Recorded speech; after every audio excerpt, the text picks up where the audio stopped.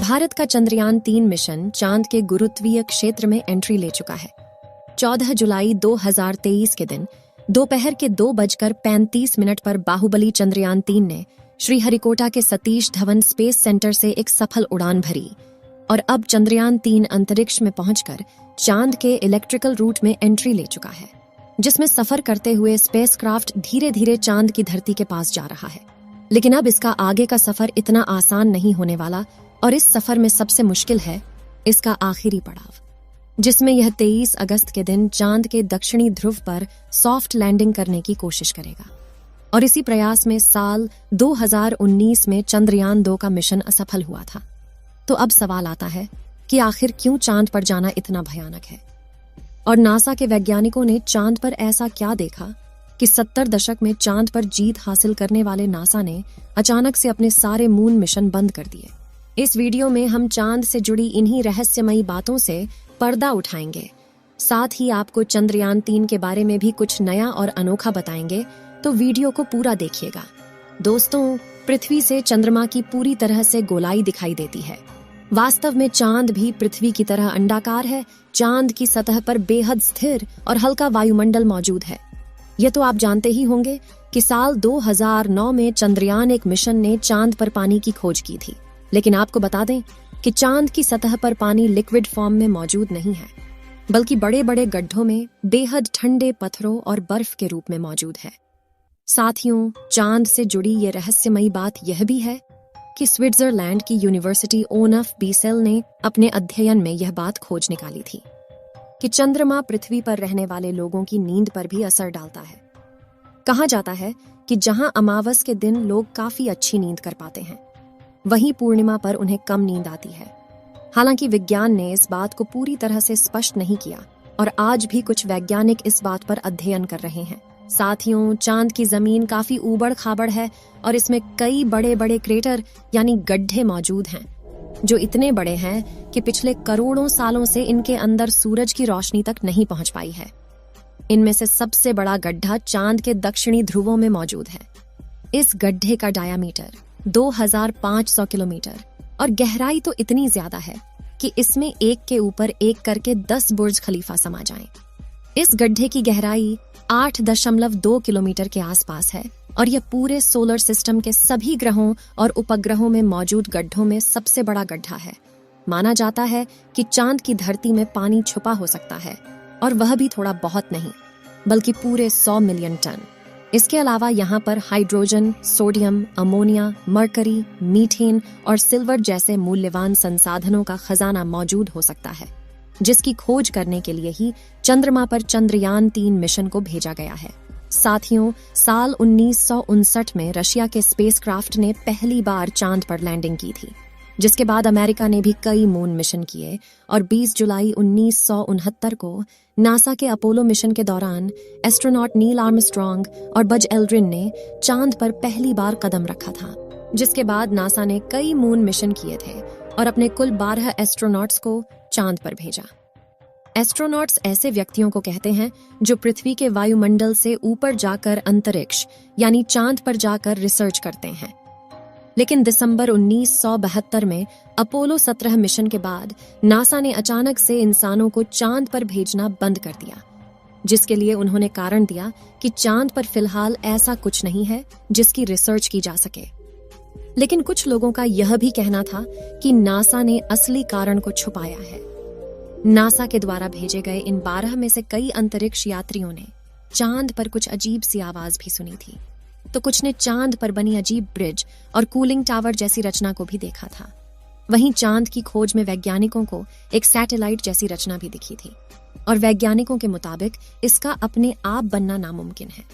हालांकि नासा ने कभी इस बात पर आधिकारिक बयान नहीं दिया था, लेकिन नासा के वैज्ञानिकों ने कई बार यह कबूला कि चांद पर एलियन का बसेरा हो सकता है। फिलहाल यहाँ सबसे ज्यादा गौर करने वाली बात यह है कि ये सभी मिशन चांद के उत्तरी ध्रुव पर किए गए थे, जहां पर लैंडिंग करना चांद के दक्षिणी ध्रुव के मुकाबले काफी ज्यादा आसान माना जाता है।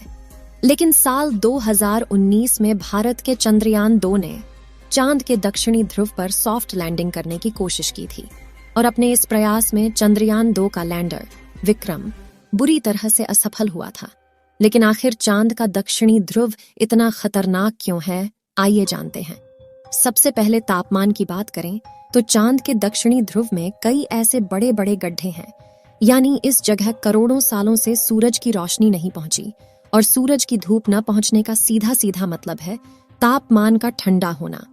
इसलिए कई बार दक्षिणी ध्रुव का तापमान -230 डिग्री सेल्सियस तक पहुंच जाता है। ऐसे में किसी भी इंसान का स्पेसक्राफ्ट से बाहर निकलना तो छोड़ो, खुद स्पेसक्राफ्ट के लिए भी ऐसे तापमान में काम करना मुश्किल है। इतने कम तापमान में कई बार स्पेसक्राफ्ट पर लगे इंस्ट्रूमेंट चलना बंद हो जाते हैं। यहाँ सूरज की रोशनी न पड़ने की वजह से चांद के दक्षिणी ध्रुव के कई हिस्सों में काफी ज्यादा अंधेरा है, जिस वजह से चांद की ऑर्बिट में घूम रहे नासा, रशिया और चीन के ऑर्बिटल भी वहां के काफी हिस्सों को ठीक से नहीं देख पाए। यानी कि उन हिस्सों में क्या हो सकता है यह किसी को नहीं पता। ऐसे में वहां जाना सबसे बड़ी चुनौती है। इसके अलावा चांद के दक्षिणी ध्रुव की जमीन उत्तरी ध्रुव से ज्यादा ऊबड़ खाबड़ है। वहीं यहाँ पर कुछ सेंटीमीटर से लेकर 2500 किलोमीटर तक के बड़े बड़े गड्ढे हैं।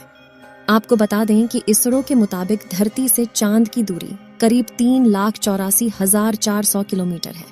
ऐसे में इतनी दूरी पर लैंडर से डीप स्पेस कम्युनिकेशन बनाए रखना काफी मुश्किल होता है, क्योंकि इतनी दूरी पर रेडियो सिग्नल कमजोर हो जाते हैं और एंटीना से बहुत ज्यादा बैकग्राउंड नॉइज आता है।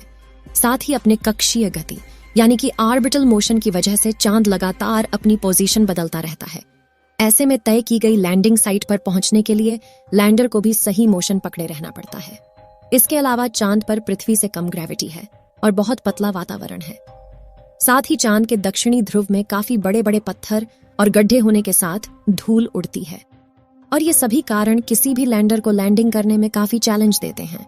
पिछली बार चंद्रमा की सतह से 2.1 किलोमीटर पर चंद्रयान 2 के लैंडर से इसरो का संपर्क टूट गया था और इन्हीं में से किसी एक कारण की वजह से वह चांद की सतह पर क्रैश लैंडिंग करके तबाह हो गया था। लेकिन पिछली बार आई मुसीबत से सीख लेकर इसरो ने चंद्रयान 3 के लैंडर विक्रम को पहले से ज्यादा एडवांस्ड और पावरफुल बनाया है।